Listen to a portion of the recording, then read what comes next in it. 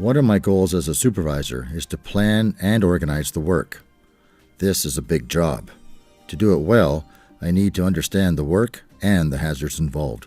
I also need to know how to control those hazards and to make sure the health and safety program is effective.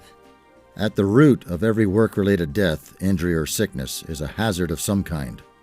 Hazards can take many forms. Sometimes more than one hazard can combine to make an even bigger hazard. Here are some of the most common hazards in Ontario workplaces.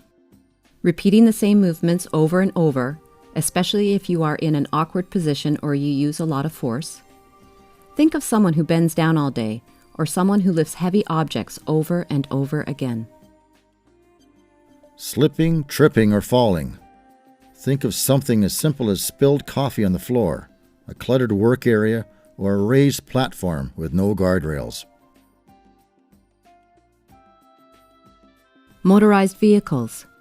Think of being hit by a dump truck that is backing up on a construction site, or someone getting hit by a forklift truck in a warehouse or on a loading dock. Using or working near machinery. Many workers have been killed or seriously injured by the equipment they were operating. Workplace violence. It can happen in many workplaces, such as to a gas station attendant working alone at night, or a healthcare worker in a hospital or in the community.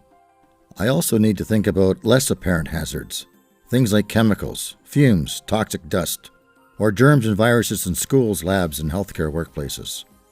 Some of these hazards can make a worker very sick. Sometimes the worker gets sick right away.